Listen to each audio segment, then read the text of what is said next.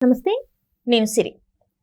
వైసీపీలో అంటే ఒక కీలక నేత కొడాలి నాని గారికి గుండెపోటు. అది మనందరికీ తెలిసిందే. గత కొన్ని రోజుల నుంచి ఆయన ఆరోగ్య పరిస్థితులు సరిగ్గా లేవు. ఇక్కడ హైదరాబాద్‌లో అయితే ఒక హాస్పిటల్‌లో తను జాయిన్ అయ్యారు. ఇప్పుడు ఇంకా ఆయనకి సీరియస్‌గా ఉంది అని చెప్పేసి కుటుంబ సభ్యులు, పార్టీ నేతలు కొంత ఆందోళన అయితే వ్యక్తం చేస్తున్నారు. ఆ హాస్పిటల్ నుంచి ఇంకో హాస్పిటల్ కూడా చేంజ్ చేయాలనే ఆలోచనలో కూడా ఉన్నట్టు తెలుస్తుంది. సో, దీనికి సంబంధించి మరిన్ని విషయాలు మనకు తెలియజేయడానికి మనతో పాటు ఉన్నారు TDP official spokesperson Suryadevara Latha garu. నమస్కారం మేడం. నమస్తే. మనం ఇప్పుడు చూస్తుంటే కొడాలి నాని వైసీపీ పార్టీలో ఒక కీలక నేత అని చెప్పుకోవచ్చు. ఆయన అంటే కీలక నేత అంటే కొంతమంది ఎవరైతే నోర్లు పారేసుకుంటారో వాళ్ళే కీలక నేతల్లాగా ఉన్నారు వైసీపీలో. ఇప్పుడైతే ఈయన ఆరోగ్య పరిస్థితి బాలేదని చెప్పేసి ఒక 2, 3 రోజుల నుంచి మనం చూస్తున్నాం. హార్ట్ అటాక్ వచ్చింది, ఆరోగ్య పరిస్థితులు బాలేదని చెప్పేసి. కుటుంబ సభ్యులు కూడా హైదరాబాద్‌కి వచ్చేసి ఉన్నారు అని చెప్పేసి తెలుస్తుంది. ఇప్పుడు మరి ఆయన నిజంగా ఆయన ఆరోగ్య పరిస్థితులు బాలేవా? లేకపోతే దీన్ని ఎలా చూడాలంటారు?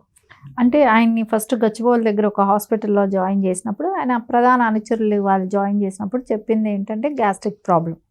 సో, ఆయనకి గ్యాస్ ప్రాబ్లమ్ మూలాన హాస్పిటల్‌లో జాయిన్ చేశామని చెప్పారు. తర్వాత అంటే మాటలు ఒక్కొక్కసారి ఎలా చేంజ్ అయిపోతూ ఉంటాయి అనే దానికి.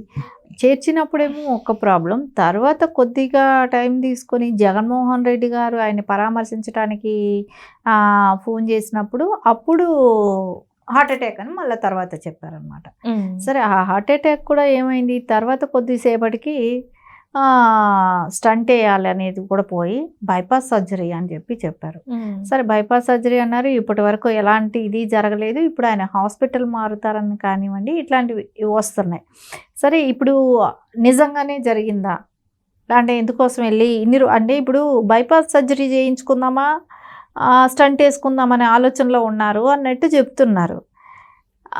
ఇప్పుడు బైపాస్ సర్జరీ చేయాలని గట్టిగా అలాంటి ఇది ఉంటేనే బైపాస్ సర్జరీ చేస్తారు. కానీ బైపాస్ సర్జరీని పక్కన పెట్టేసి స్టంట్కి వెళ్ళరు కదా. అది చూస్తే ఆశ్చర్యంగానే ఉంది. అది ఏంటి, అంత సివియర్ ప్రాబ్లం ఉన్నప్పుడు బైపాస్ సర్జరీయే చేస్తారు.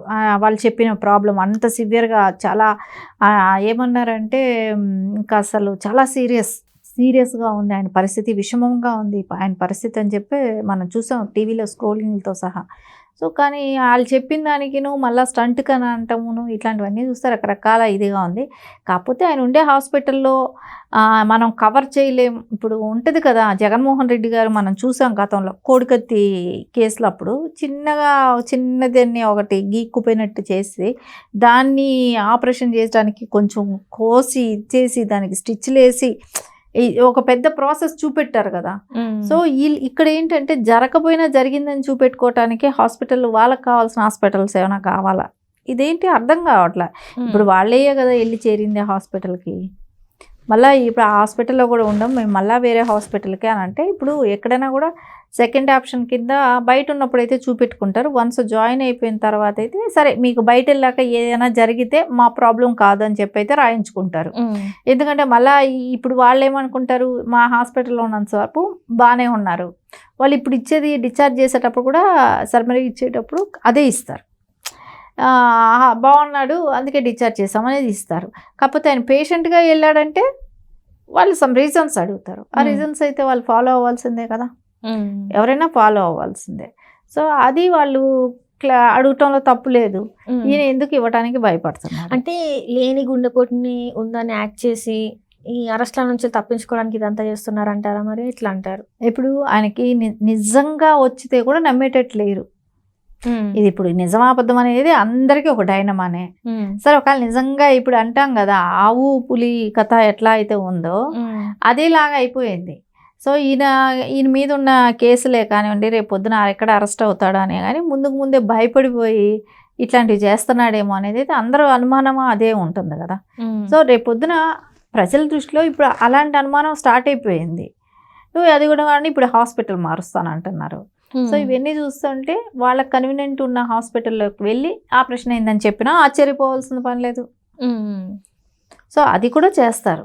ఆపరేషన్ అయింది, బైపాస్ సర్జరీ అయింది, రెస్ట్ కావాలని కూడా రేపు పొద్దున అడుగుతారు. సో, అదే హాస్పిటల్లో మెడికల్ ఇది కూడా సర్టిఫికేట్ తీసుకొని హాస్పిటల్లో మాకు 1-2 నెలలు 3 నెలలు బెడ్ రెస్ట్ మీద ఉండాలి అని చెప్పి కూడా తీసుకుంటారు. సో, ఇవన్నీ ఒక ప్లానింగ్ ఒక స్కెచ్ నడుస్తూ ఉంటుంది కదా.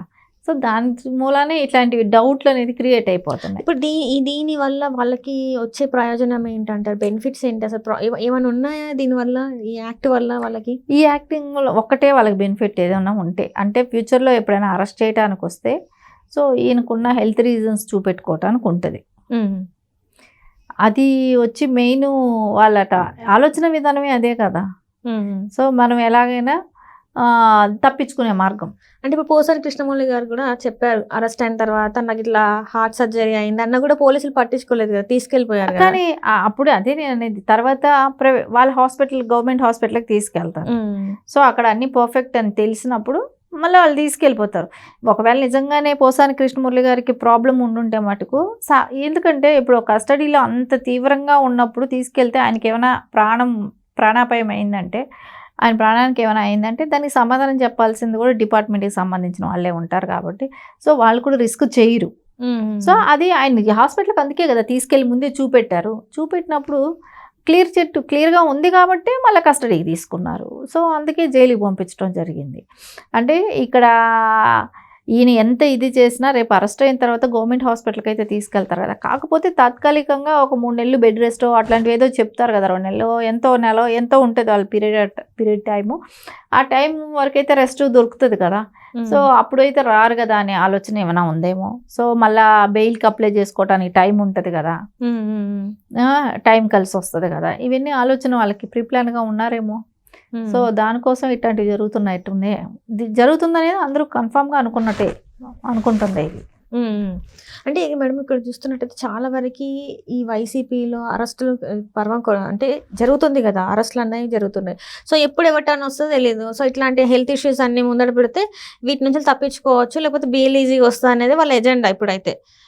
అంతేనా? ఎందుకంటే గోరట్ల మాధవ్ గారు కూడా ఇప్పుడు అజ్ఞాతంలోకి వెళ్ళిపోయినారు, అరెస్ట్ నుంచి తప్పించుకోవడానికి చెప్పేసి ఒక వార్త మనకి వినిపిస్తుంది. సో ఇవన్నీ కూడా జస్ట్ అట్లా ముందు చూపెట్టి వీళ్ళు వెనకాలకి దాక్కోవడానికి. ఇప్పుడు కేసు కూడా ఫైల్ అవ్వక ముందే మిథున్ రెడ్డి గారు కూడా వెళ్ళిపోయి ముందస్తు బెయిల్కి అప్లై చేసుకొని ఉన్నారు. అంటే ఏంటంటే వాళ్ళు చేసినవి ఏంటి, ఎలా తప్పించుకోవాలి, ఏం చేయాలి ఇదే ఆలోచనలో ఉన్నారు. అంటే ప్రతి ఇది పాయింట్ను కూడా వాళ్ళు వదలకుండా బెయిల్ రావడానికి ఏ రకంగా వాడాలి, టైం ప్రొలాంగ్ చేయడానికి ఏ రకంగా తీసుకోవాలి. సో నిరంతరం ఒక టీం పనిచేస్తున్నట్టే ఉంది. ప్రతి ఒక్కరికి లాయర్ టీమ్స్ కొంతమంది సో అది నిరంతరం ప్రక్రియలాగా పనిచేస్తున్నట్టుంది. దీన్ని ఎలా మనం అడ్డుకట్టు వేయాలి, దీన్ని ఇట్లా వస్తే మనం దీన్ని ఎట్లా అడ్డుకట్టేయాలి, దీనికోసం మనం ముందే ప్రికాషన్స్ ఏం తీసుకోవాలి అనేది. ఇప్పుడు ఒక తప్పు చేసిన వాళ్ళకే భయం ఉంటుంది. ఎప్పటికైనా ఏదైనా అరెస్ట్ అనేది వస్తుంది కదా, మనం ఈ స్కామ్లో ఉన్నాము సో పక్కాగా తెలిసింది, దాని మూలన మనకు ప్రాబ్లం వస్తుంది అనుకున్నప్పుడు వాళ్ళు ప్రిపేర్గా ఉండటమే జరుగుతుంది. సో ఇది కూడా ఒక రకంగా ఆయనకు నిజంగా ఒకవేళ వచ్చినా కూడా ఇప్పుడు జనాలు నమ్మే పరిస్థితులలో లేరు అనేది క్లియర్గా ఉంది, మనకి క్లియర్గా అదే అనిపిస్తుంది. ఇప్పుడు రేపు పొద్దున నిజంగా వచ్చినా కూడా నమ్మేటట్టు లేకుండా ఉన్నాయి కదా. సో వీళ్ళు హాస్పిటల్ మారాలంటాం, దేనికోసం వెళ్తే ఏదేది. ఇప్పుడు గ్యాస్ ప్రాబ్లం అని వెళ్తే బైపాస్ సర్జరీ వరకు వెళ్ళిపోయిందంటే ఎంత డిఫరెంట్ కనపడుతుంది ఇక్కడ. సో ఇదంతా నమ్మేటట్లేదు కదా. Right madam. సో అది మొత్తానికైతే అంటే బయట ఏంటంటే అరెస్టుల నుంచి తప్పించుకోవడానికి ఇలాంటివన్నీ చేస్తున్నారని ఉంది. సో చూడాలి మరి రేపు రోజున రిపోర్ట్లు ఎట్లా వస్తాయో, వీళ్ళ హెల్త్ రిపోర్ట్స్ ఎట్లా వస్తాయో ఏంటి అనేది చూడాలి. సో చూసిన తర్వాత అందరికీ అయితే అర్థమయ్యే ఛాన్స్ అయితే ఉన్నాయి. So thank you so much madam. నమస్తే.